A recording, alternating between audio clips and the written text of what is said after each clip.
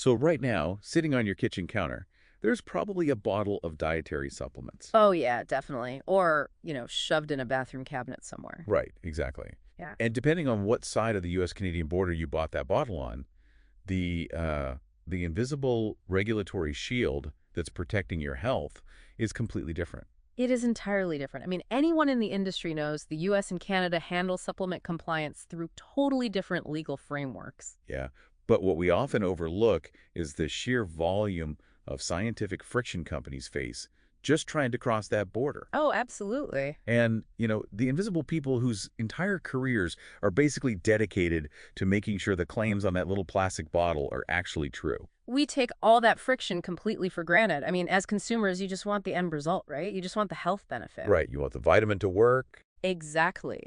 We rarely stop to think about the massive, highly specialized ecosystem that has to be built between, a raw botanical ingredient on a farm and the actual encapsulated product on a retail shelf. Which is exactly what we're getting into today. Yeah. Our mission for this deep dive is to pull back the curtain on that hidden world of science-backed ingredients. And the intense regulatory compliance behind it. Yes. And we are diving into this amazing treasure trove of source material from a truly unique radio show called KISC My Health Radio. Yeah, the hosts driving these personal interviews are just fantastic. They really are. You've got Peter Mingils, who is this veteran broadcaster, and Stephen Lukawski. And Stephen is universally recognized in the industry as the Cranberry King. He actually goes by Captain Cranman. Which is just the best title. And a title he wears with absolute pride, by the way. I mean, they have built this massive footprint for these discussions. Yeah, they broadcast on the Building Fortunes Radio and Humongous Radio Network. Right, and they push these deep dive interviews across Amazon Music, iHeartRadio, Spotify, iTunes. I mean, they reach audiences everywhere. But the material we're really zeroing in on today features a guest they lovingly refer to as a super Canadian. Yes, Peter Wojewnik. Right. He is a partner at a company called Dicentra. And he is basically the human embodiment of that invisible compliance shield we were just talking about. He really is. But, before we get into the weeds of international compliance law and the actual science Dicentra verifies, I think we need to understand the DNA of KISC My Health Radio. Oh, for sure. Because this is not your standard dry B2B corporate broadcast. Not at all. The origins of this show are actually rooted in a really profound sense of personal loss and this desire to preserve industry history. Yeah, that backstory really grounds everything they do. I mean, Peter Mingils started doing radio over a decade ago, I think around 2012. Yeah, alongside a mentor named Jim Turner. Right. And Jim was not a lightweight. He was a major figure in this space. He was an attorney, an original Ralph Nader Raider. What? Yeah, and the head of an organization called Citizens for Health. He actually helped shape the very supplement regulations we operate under today. That's incredible. So he and Peter did these radio shows together for, 10 years? 10 years, yeah, until Jim suddenly passed away. And Mingils has been really open about how that just left a massive hole in his life. I mean, he spent a year just playing reruns of their old shows. Yeah, he was really grieving. Eventually, the organization brought in James Gormley, who is another incredibly respected industry titan, to co-host. And Gormley is actually the one who connected Mingils with Stephen Lukawski, our Captain Cranman. Exactly. So they start doing shows together in early 2024, and they're building momentum again. But then, tragically, in August of 2024, James Gormley also passes away. It's just heartbreaking. It really is. So Mingils finds himself making those awful, heavy phone calls to let people know. He calls Lukawski. And Stephen's reaction, it just totally flips the script on how this industry treats its veterans. Yeah, he tells Mingils they have to do a memorial, obviously. But then he pushes further. He says, why are we always waiting until these titans of industry die to tell their stories? Right, like we need to be celebrating the difference makers now. Exactly. The scientists, the compliance officers, we need to celebrate them right now while they are still actively fighting for our health. And that shift in perspective is what makes their platform so vital. In a market that is so obsessed with brand names and profit margins and supply chain logistics, Lukawski and Mingils made this conscious choice to humanize the science. They use their reach to remind the global market that behind every safe product, there's a passionate human being sacrificing their time to get the details right. Which brings us to the hilarious, slightly messy origin of the show's name. Oh, I love this part. So Mingils tells Lukawski he's working on this book project called KISC, spelled K-I-S-K. And for Mingils, this stands for the Keep It Simple Circle. which is his personal philosophy on cutting out distractions. Right. But Lukawski hears this and completely hijacks the acronym. He declares they are starting a KISC My Health Radio series. But he insists KISC stands for Key Influencers Super Champions. Complete rebranding on the fly. Literally just hijacked it.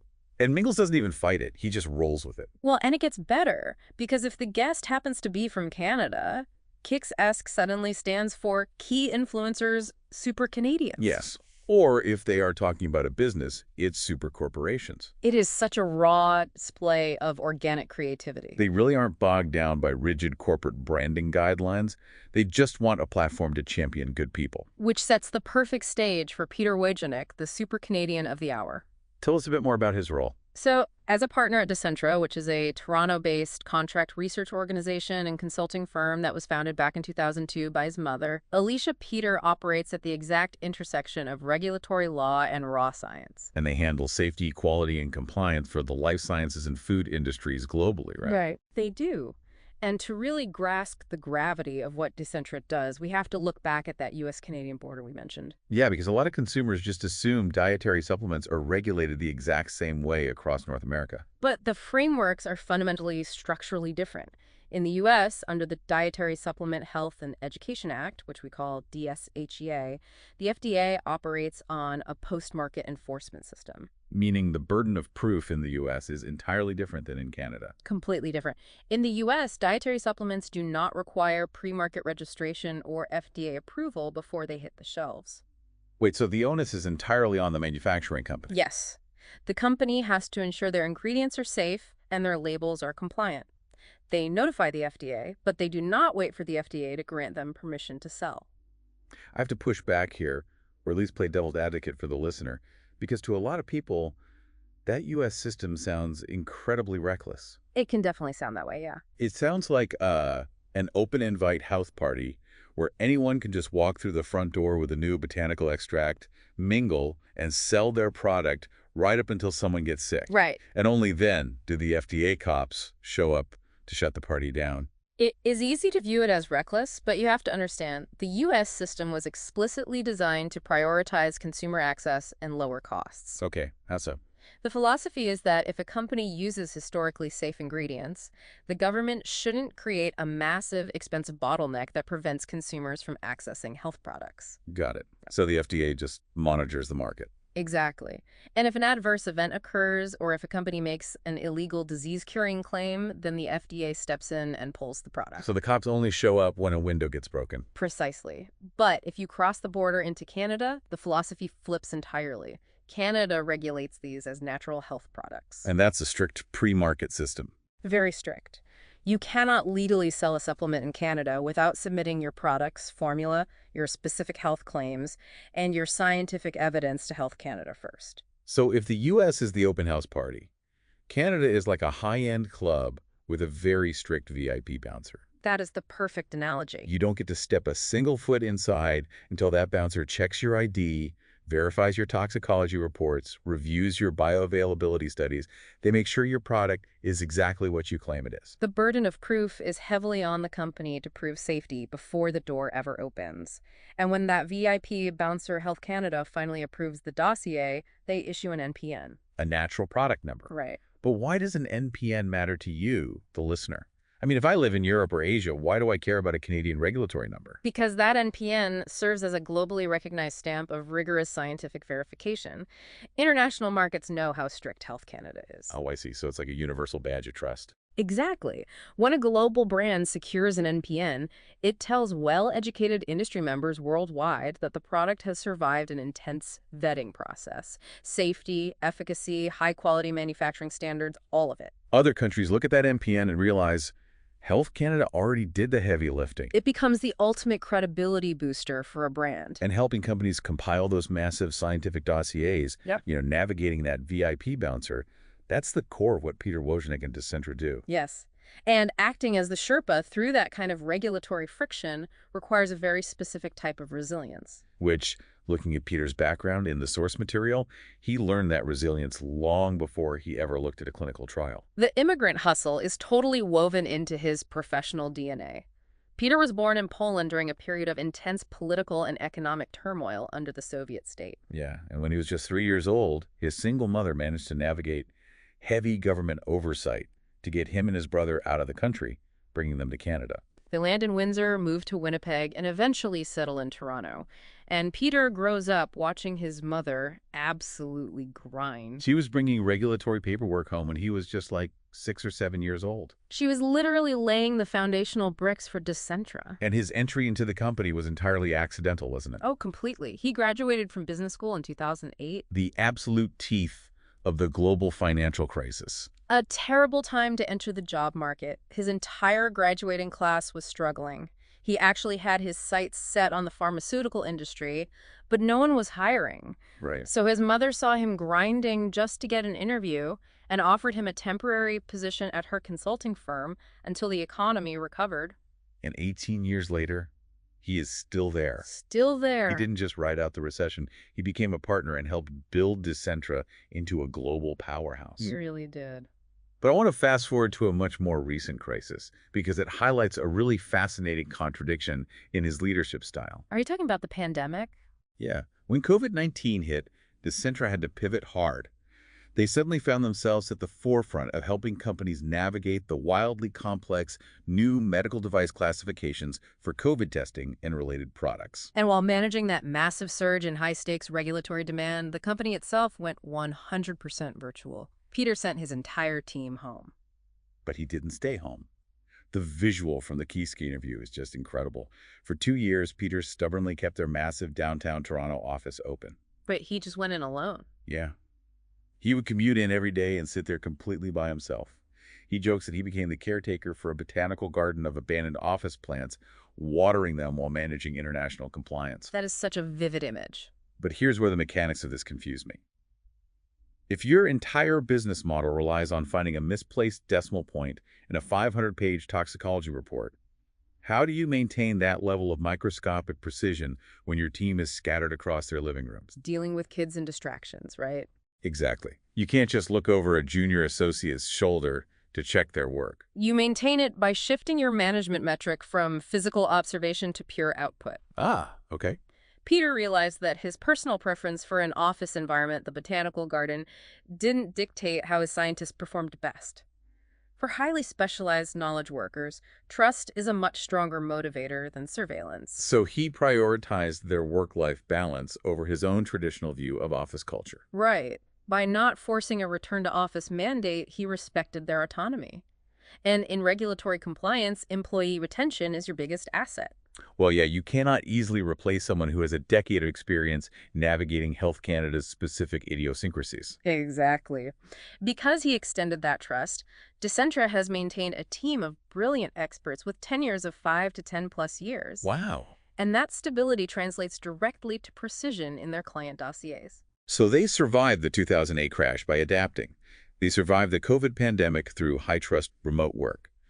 But the sources outline a new, massive pivot that is disrupting Dicentra right now. And it's the same technology disrupting every industry, right? Artificial intelligence. Yes. And the contrast between how a compliance expert views AI and how a marketing expert views AI is incredibly revealing about where the technology currently falls short. Oh, at Dicentra, Peter's team is having regular meetings to combat a phenomenon they literally call AI slop. AI slop. It is the most accurate technical term for what happens when you apply predictive text to deterministic science. Let's break down why AI slop is so dangerous here, because we aren't just talking about a boringly written email. No, not at all. When employees lean too heavily on large language models to draft regulatory documents, the AI goes on these wild tangents. It dilutes the original scientific messaging. Worse, it relies on probabilistic guessing. I mean, it might generate a citation for a clinical trial that sounds perfectly plausible, but it completely hallucinated the data. And the problem is bleeding over into their client relations, too. Companies are increasingly using AI to draft their own initial compliance documents, hoping to hand Dicentra a mostly finished dossier to save on consulting fees. Let me guess. Those documents are riddled with hallucinations. Riddled with them. Inaccuracies everywhere. So instead of streamlining the process, the clients are actually creating a massive new burden for Dicentra's fact checkers. That is awful. They have to spend hours auditing pages of confident-sounding AI hallucinations just to locate the actual verifiable science. It is a complete regulatory nightmare. But switch gears for a second and look at Captain Cran man, Stephen Lukawski. He is on the exact opposite side of this spectrum. Peter Wojewnik actually calls him the poster child of AI. He really is. Lukawski has joyfully integrated AI into his daily workflow. Yeah, he uses it to rapidly aggregate market data on cranberry byproducts, generate leads, and build these dynamic PowerPoint presentations. He even uses AI generators to create custom cranberry music soundtracks for his marketing campaigns. Cranberry soundtracks. I mean, the enthusiasm is infectious, but it perfectly illustrates the technological divide we are talking about. A large language model is a phenomenal tool if you need a catchy song about cranberries or, a brainstorming partner for a marketing pitch. Right, but it's the catastrophic tool if you need to submit a legally binding safety dossier to Health Canada. Exactly. Peter Wojewnik encourages his team to view their daily tasks on a spectrum of risk. A spectrum of risk, I like that. On the low-risk end, you have repetitive administrative tasks, organizing schedules, formatting basic templates. AI excels there. It automates the busy work. The tasks that don't require a decade of postgraduate scientific training to execute. Right. But on the high-risk end of the spectrum is nuanced consequential judgment. When you are looking at raw clinical data and assessing the toxicological risk for consumer safety, human expertise is irreplaceable. Because an algorithm is just predicting the next most likely word in a sequence. You want a brilliant, accountable human mind noticing the tiny anomalies in that data and making the final call on a dosage limit. So to bring this massive ecosystem into focus, for you, the listener, the supplements sitting in your cabinet do not appear by magic. No, it takes a hidden village to get that bottle onto the shelf safely. You have sponsors and industry veterans navigating the business logistics. Folks like Joe Bradley at Step Change Innovations, and companies like Pure Organic helping formulate products without relying on sugar. And you have passionate advocates with massive platforms like Peter Mingils and Captain Cran dedicating their airwaves to ensuring the people doing the grueling behind-the-scenes work are recognized. And crucially, you have the resilient, meticulous compliance experts. Leaders like Peter Wojewnik and his long-tenured team at Dicentra acting as that VIP bouncer at the border. They are the ones painstakingly verifying the science so that when you read a label, you can actually trust it. But, the introduction of AI into this specific ecosystem leaves us with a critical vulnerability. It really does. It brings up a thought from the sources that is hard to shake. Well, if a top-tier compliance firm is already getting bogged down by AI slop sent in by clients trying to cut corners, what does this industry look like in 5 years? That is a terrifying thought. Imagine a scenario where the company writing the safety application uses AI to generate the data summaries. Then, an underfunded government regulator, desperate to clear a backlog, starts using AI to scan and approve those same applications. Are we headed toward an AI telephone game with our health? Exactly. A loop where an algorithm is just summarizing data for another algorithm, stripping away a tiny bit of scientific fidelity at each step. Until human judgment is completely removed from the equation. Science turning into slop. So the next time you pick up that bottle of vitamins and look at the health claims on the label, ask yourself, was this verified by a human expert who understands the science, or just a really confident algorithm guessing the next word?